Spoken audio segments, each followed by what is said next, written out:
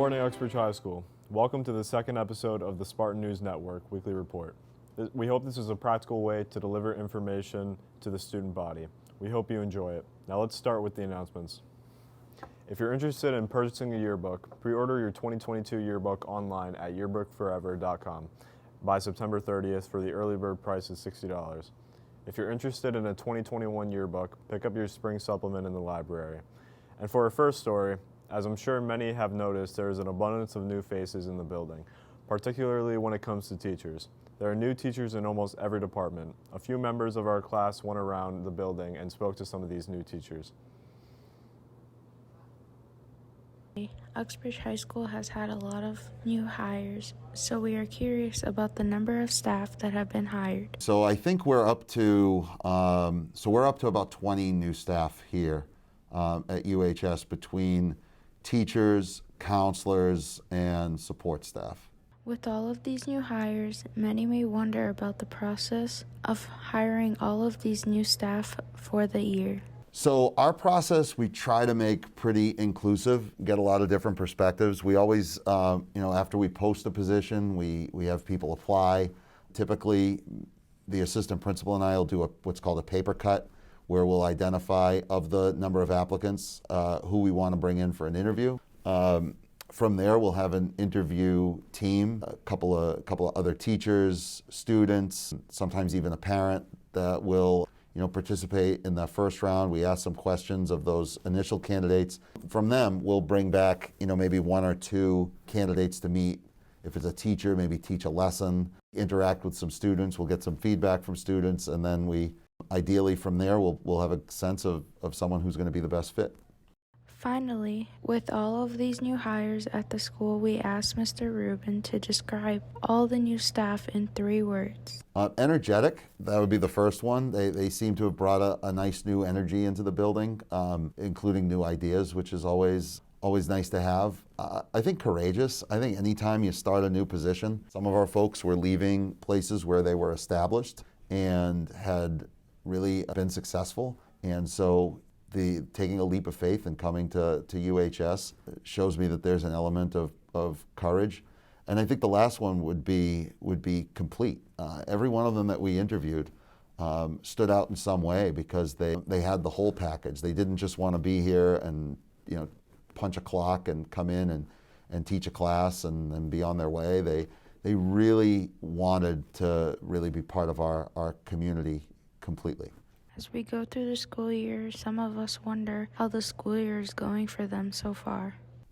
That's been great. I did a very similar job over at Taunton High School in the 18-19 and 19-20 school years. I was just running testing at one of the big public high schools in Worcester last year. So it's cool to get back into this role. It's been a lot of fun so far, learning a lot, and everybody seems really great. So it's been a really, really nice change. We asked the vice principal what makes the school different from the other schools he had worked at. I think I'm still figuring that out. A little bit of background on me. I taught social studies at Marshfield High School up in the South Shore for 12 years prior to venturing into administration.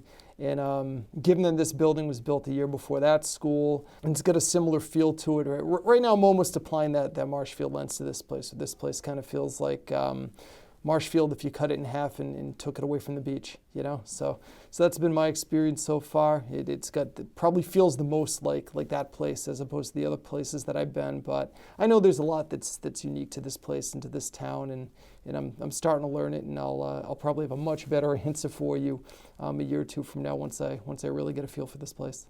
We are wondering, what are the different types of hobbies done outside of the school? I love sports, watching sports. I still play from time to time. Trying my best to stay in shape, stay healthy, be around here hopefully a long, long time for my kids and, who knows, grandkids up the line, you never know. Chasing my children's, maybe not a hobby of mine, but a necessity. I got a 3 and a 5-year-old, both boys, a lot of energy. Whole lot going on at my house when I'm not here. Trust me when I tell you guys, this is the relaxing part of my day, is being here, which isn't to say I'm not working hard, but yeah, come home with me sometimes. It's crazy.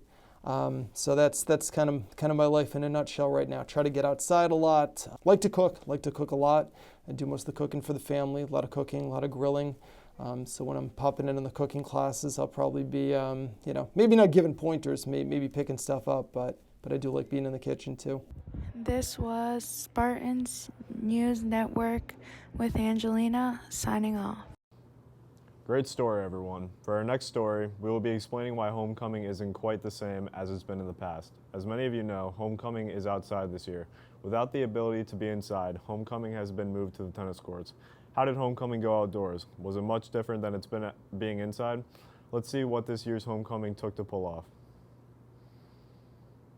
Introduce yourself. I'm Luke Esposito, and I run Stuco Stars. I was the freshman of the year last year. All right, cool. So, what do you think your favorite part of homecoming is going to be this year? I'm really excited for the dance and how all the classes came together and created all their posters about music and all that. Really? What are different genres. What are the song selections this year? We actually didn't do songs, but we did. For our sophomore class, we did. We got the genre of pop. So we drew a picture of Olivia Rodrigo and Taylor Swift. Really? Yeah. I have no idea what the other classes did, but I think there was country, rock, and rap also.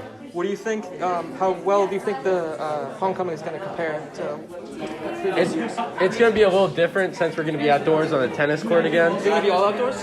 Yeah. The pep rally is supposed to be outdoors, but it's supposed to rain, so don't know how that's going to be. Hopefully it's going to be a good turnout, though, and we'll see what happens with all the bugs and all the mosquitoes outside, but hopefully it'll be good. Yeah, are we having a closed area in here, or is it supposed to rain that day, I think? It might rain. I'm not too sure. I don't know if we're supposed to be setting up tents or anything, All right. but I just know it's on the tennis court. Oh, sick. All right, so that's all I really have for you today. I'm probably going to get a couple of the other people on here. Appreciate it. All right. Thank you. You too. All right, so just tell us who you are and what you do here. Hi, my name is Mrs. Bernard. I teach English and I also advise student council. All right, I have a couple questions for you. Okay. So, what is your favorite part about this upcoming homecoming? Homecoming, I love to see how excited the kids get, how involved they get, and how they participate in things, and they just really kind of love, the whole thing about it. So the kids' excitement. Yeah, I remember when I went to my first homecoming. This was 8th grade. It was quite an experience. You guys did an amazing job. But I'm a sophomore now, so, and even though I'm not going to be able to go to this homecoming, Yeah. I'm really excited to see how it's going to turn out. What do you think the theme's going to be this year? I don't know yet. The theme for homecoming is band genres. So we have different bands like classic rock, indie, country, all different ones like that. Really? Yes. How long have you been supervising homecoming? I've been the advisor for student council since 2009. Dang. That's really cool, actually. That's really most of the questions I do have. Another fantastic story, everyone. That is all we have for you this week. Thank you for watching, and we hope you've enjoyed this edition of the Spartan News Network. Go Spartans.